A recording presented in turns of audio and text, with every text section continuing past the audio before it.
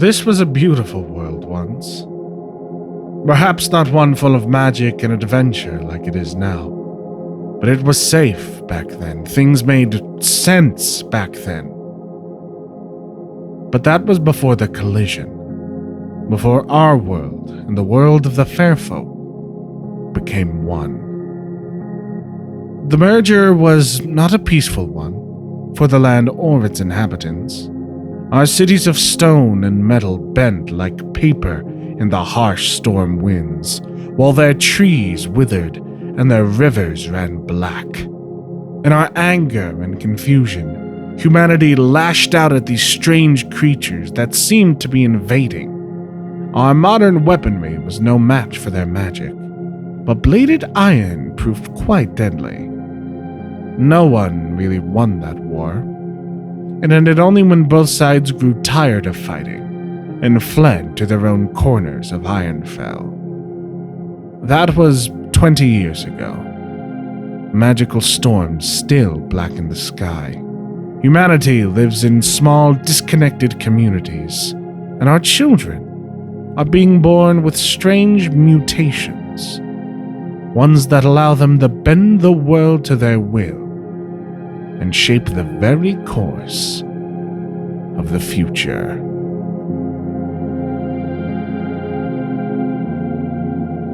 Hello everyone, and welcome to Miss Multiverse, a podcast all about the joys of solo tabletop RPGs. Today we are going to be beginning our very first campaign, Ironfell. Now, what is Ironfell? Well, it is based off of the Ironsworn tabletop RPG, one of definitely the most popular solo tabletop RPG out there, I feel it's safe to say. I'm still using very much the core premise of low, dark fantasy, kind of a post-apocalyptic vibe, like elves and giants and such. But I sort of changed the setting of that. So now it is actually a post-apocalypse, and a post-apocalypse that affected our world. When these two disparate realms collided, some sort of weird magical catastrophe happened that no one understood. And so now, at the intersection between both worlds, is Ironfell.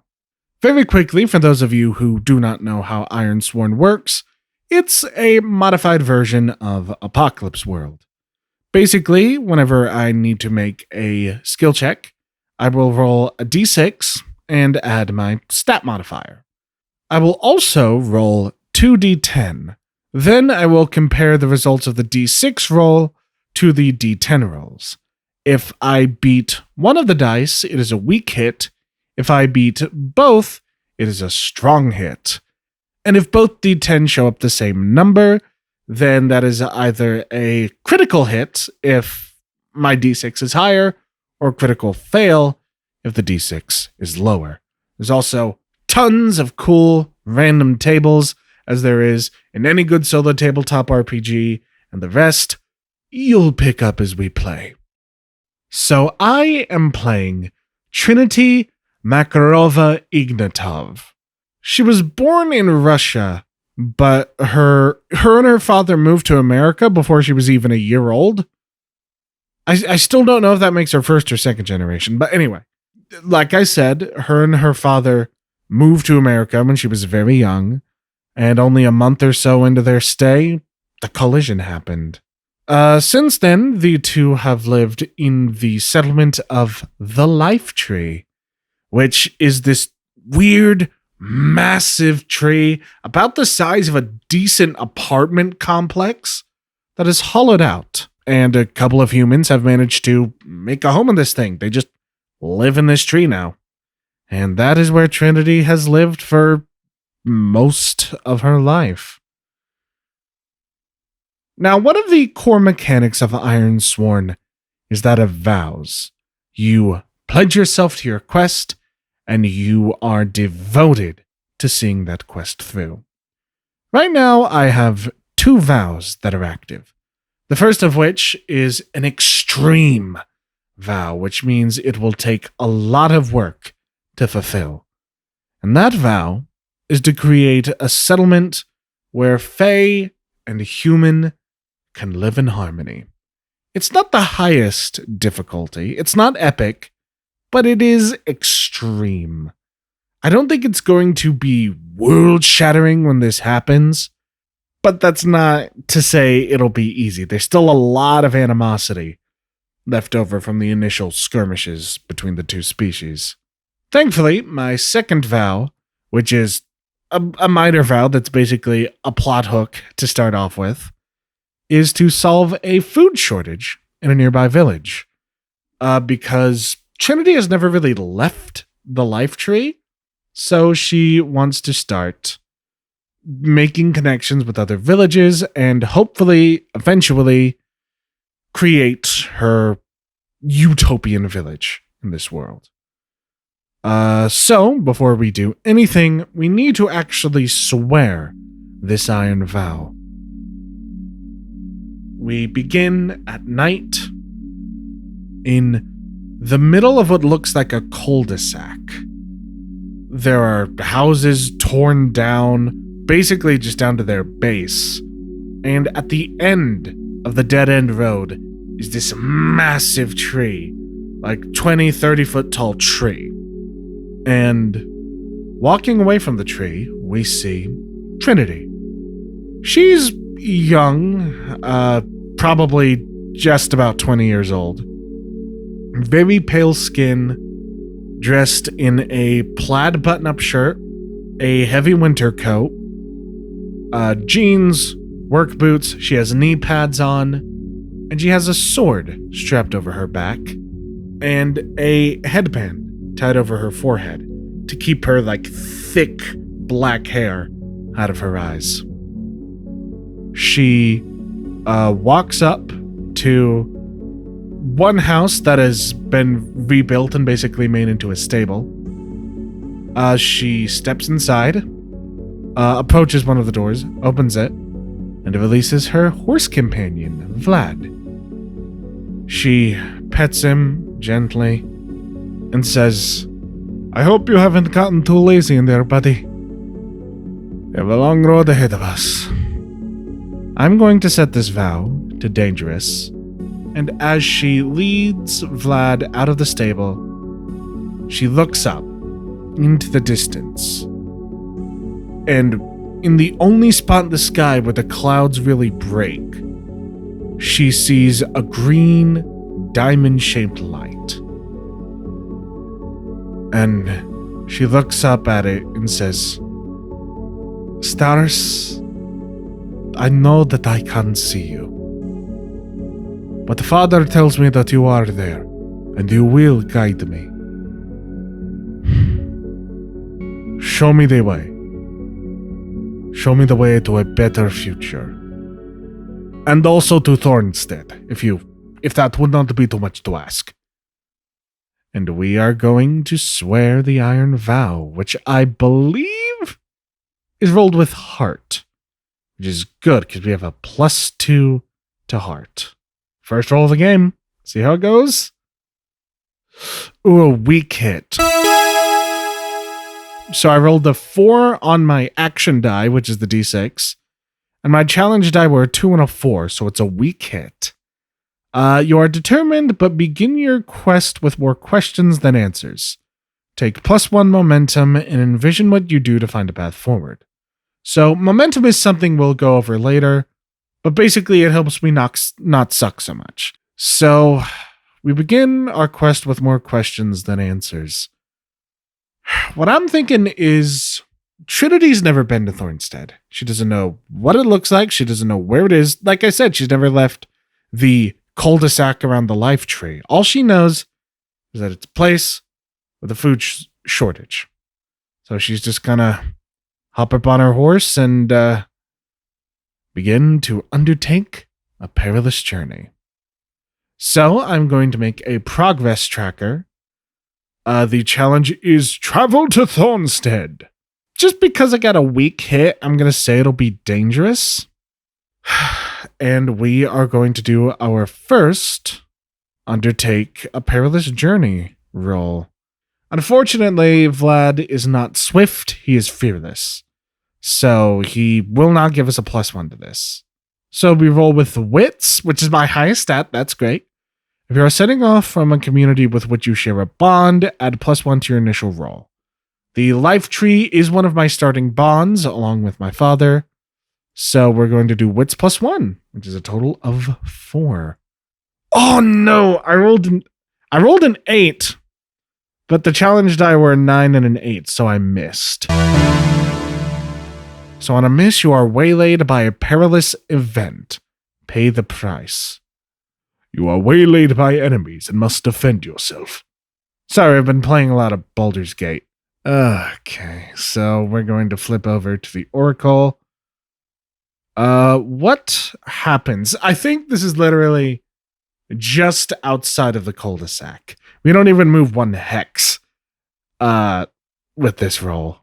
Pay the price. Let's roll on this table. ED2, a surprising development complicates your quest. Ooh, what happens to make things more complicated? Let's roll on action and theme. Strengthen ally.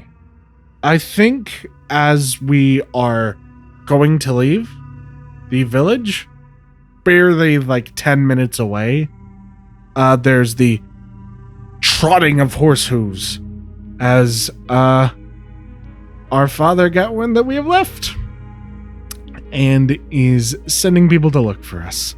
So Trinity, upon hearing this, turns around and goes, "Oh, you've got to be right," and we'll try and direct Vlad somewhere to hide. So I believe this is face danger. Yeah, for sure. We are going to be facing danger with deception, stealth, or trickery, probably. Oh, but we're rolling with shadow, and that's our worst stat. Okay, we're rolling with a +1. Damn, missed. Okay, so Trinity tries to go, but Vlad is freaked out. When she tries and tugs, he's very clearly petrified by the dozens of horse hooves on the ground behind him. And Trinity just goes, "Oh, you stupid!" And eventually the horses arrive. Who is leading the charge? Is it her dad?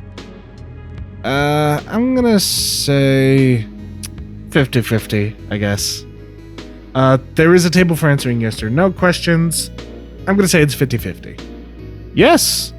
Okay, so leading the charge with this group of like 5 or 6 horses, a dozen was definitely far too much. But at the head is a man, probably early 50s. He's balding, very well built, sort of tan, a plaid shirt, overalls, work boots, with a hunting rifle slung over his back. "Trinity Makarova, what are you doing out here?"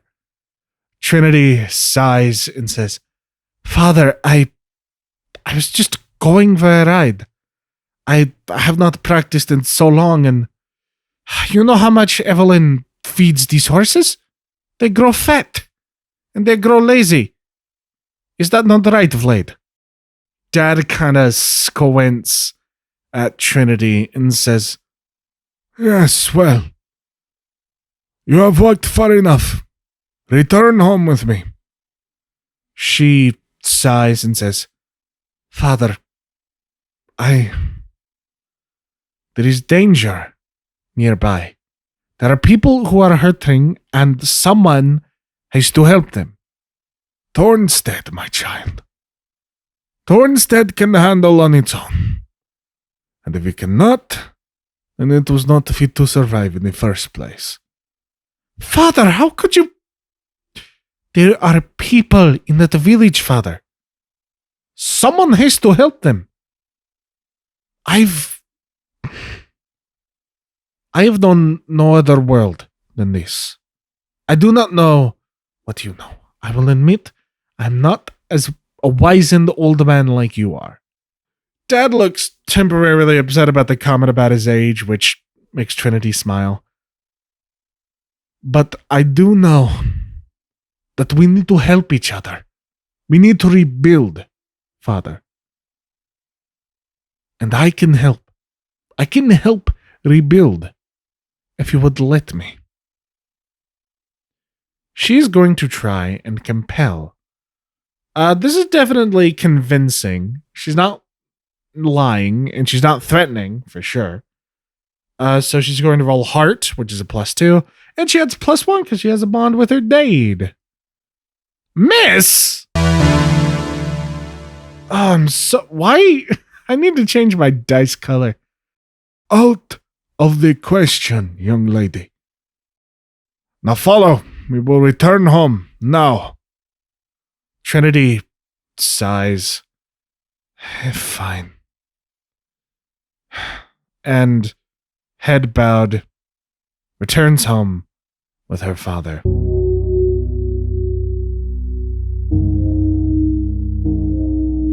It is very late at night, so when the two get home, they don't actually live in the life tree. They live in kind of a secluded farm nearby. They get home, and because it's so late, Dad just looks at Trinity and says, I'm going to bed. If I hear that you try to sneak out again, you are not leaving the house for a week, young lady. Do you understand? Yes, Father. Do you now? Right. It is too late to argue. Just for an old man's sake, indulge me, child. Fine. She's very clearly, not happy about this. Dad sighs, the stern look kind of falls away. I do love you, Trinity. I want to keep you safe. Everything I've done is to keep you safe. Even if it doesn't feel like it. Sleep, please. Trinity sighs, heads to the bedroom, because there's probably only one bedroom in here. Her and her father have 2 different beds. She sits on the foot of her bed, removes the bandana, doesn't fully undress, but she does unbutton her shirt and just sleeps like that. I'm very quickly going to delete the travel to Thornstead progress tracker, but I'm not going to immediately forsake my vow. Because the next day, as we wake up, Trinity is going to head out. She's going to try and help around the town. And as she does, I'm going to see if we can get some information about Thornstead. Because that'll definitely help us make some progress. This is probably going to be Sojourn. When you spend time in a community seeking assistance, roll heart. And if you share a bond, +1. Sick. I do have a bond with these people, so here we go. A weak hit. So we get to choose 1 benefit, but we actually get to choose 2 because I got a bond. So I'm going to take +2 momentum for sure for the plan benefit. And I think I'm just going to do that twice because there's not really anything else I can do. So I'm at +7 momentum. That's cool. So what do we learn about Thornstead? Let's roll again on action and theme. Swear. Nature. Ooh. Yeah, for some reason, crops just haven't been growing in. It's not like, food stores are going missing. It's just that new crops refuse to grow. And that is why people are struggling to eat. Oh, I just realized I most definitely should have rolled gather information. That's all right. It's fine. we'll keep that in mind for the future. So later that night, while they're eating dinner, Trinity tells her dad, she says, I asked around about Thornstead today. Dad doesn't really respond, very stone-faced. They say that the people cannot grow food. They're rapidly running out of stores. What are you trying to say, daughter? I've told you that their problems are their own. Yes, but their successes could be ours, father. Dad does stop at that and looks up. We could try and establish some sort of path, a route to send them food somehow. We're going to roll to compel again with heart, because we're trying to convince, and +1, because I have a bond with this man who is my dad. Another. I'm so upset. I'm going to spend my momentum because Roll20 does not like me. I might break out my physical die later. Just to mix it up somehow. But yes, so the way that momentum works is right now I have 7 momentum. One of the challenge die was a 7. So I can burn that momentum to basically ignore that challenge die. So I got a weak hit because I'm ignoring one of the die that failed. And now my momentum goes back to 2. So on a weak hit, they ask you something in return. But we do get to take +1 momentum, which is nice. What does he ask us to do? Capture momentum. Dad sighs and says, I'm too old to travel anymore, child. I can barely work the farm by myself anymore. Which is why if you're asking me to lose a pair of hands for however long this journey takes, you need to make it worth our while. Do not come back empty-handed. I appreciate that you have a good heart. I appreciate that even in this world, you are someone who cares about people. But our survival must come first, child. Trinity sighs. I will make sure that we are properly compensated, of course, father. Good. Just stay safe, child. If I've not heard from you within a month, I will send someone to find you. I know, father. I will be right back, I promise. Thank you, father. Just kind of grumbles, that old man grumble. Goes back to his meal and keeps eating. Trinity heads out to the stables. Does manage to convince the stableman that her father actually approved this time. I'm not going to roll. But there's definitely a moment of like, I don't know, I saw that stunt you tried to pull last night. But Trinity convinces him to let Vlad out. Vlad does not look that happy to see Trinity. But Trinity climbs up on Vlad. And we are going to try, once again, to travel to Thornstead.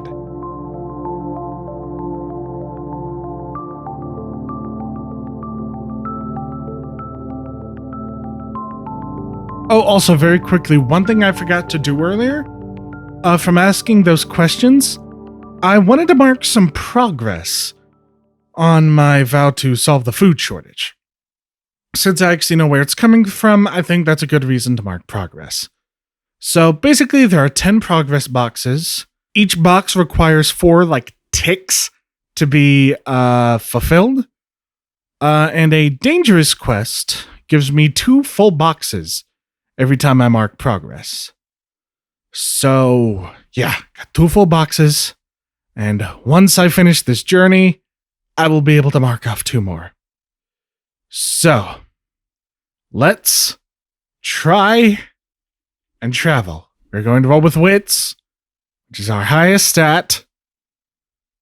Don't f*** me on this dice roller.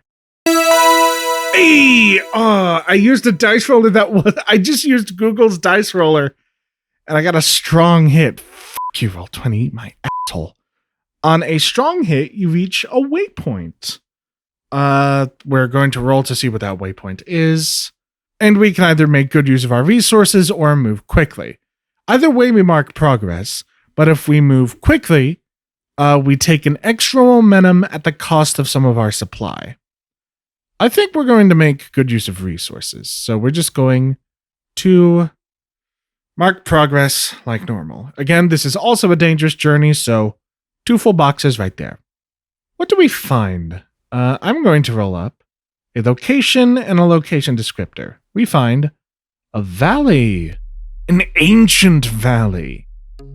Ooh, so I'm going to interpret that as we find an old highway. Or at least we enter onto an old highway. I don't think we're going to follow the whole stretch, but Trinity definitely walks across a highway. Next roll. It's something. I'll take weak hits. I just want to succeed, man. On a weak hit, you reach a waypoint, mark progress, but suffer supply. So our supply starts at 5. It's now at 4. We're now at 4 boxes filled. And what filling these boxes mean, don't worry, we'll get to that. It works the same for vows and any other type of progress, but we will get to that eventually. What waypoint do we reach now? We find a diverse moor. M-O-O-R. What is a moor? Oh, so it's like a plain, basically. I'm just going to put that it's a field. So yeah, we find a field.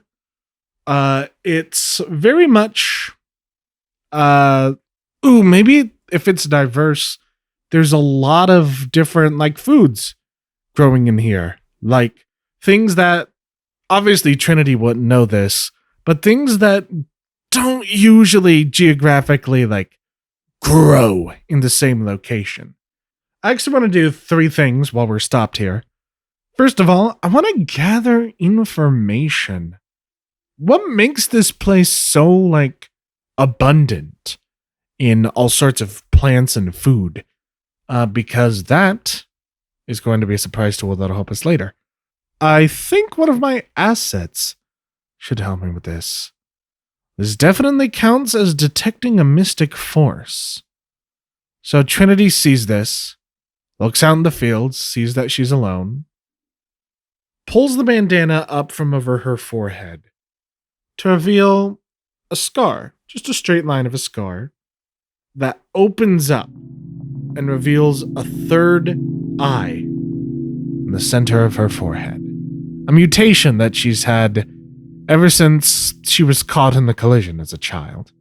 Because of this, we take a +1 to facing danger or gathering information when identifying or detecting mystic forces, and this definitely counts as that. So wits, which is our highest stat, +1. Oh god, I used Roll20 to roll again. Oh, but I got a weak hit. Something. The information complicates your quest or introduces a new danger. Envision what you discover and take +1 momentum. Okay, that's not too bad. Momentum is at 4. What do we learn? Mourn? Momentum. Ooh, this place is like... It's like a black hole of energy. It's a black hole of fertility. Title of my sex tape. It's leeching off of the land around it. Like, Trinity feels it. And she heads backwards a little bit. And the land under her feels dead. This place is siphoning energy from whatever is around it. That might include Thornstead. So, by just a weird magical hiccup, Thornstead might never be fertile again. Because of that complication, we're not going to mark progress on the Thornstead mystery. I got the momentum, so that's fine. I think I want to supply very quickly. So we're going to do a resupply roll, which is with Hoyts. Again, my highest stat. I'm not rolling on roll 20 again, at least not for a while. 8. Strong hit, hell yeah. We take +2 supply. We can't go, we had a 4, we can't go higher than 5. So, it's fine. And lastly, we are going to make camp. We're going to roll to make camp with supply, which is +5. That's good. Motherfucker. We could focus or we could prepare. So +1 momentum, or we take a +1 to our next roll of undertaking a journey. I kind of want a momentum, because I do think that fits with the roleplay. She just spends the night with her third eye on full display and allows herself to really feel like she's one with whatever magic flows through this world now. And she falls asleep, not drowning, but floating.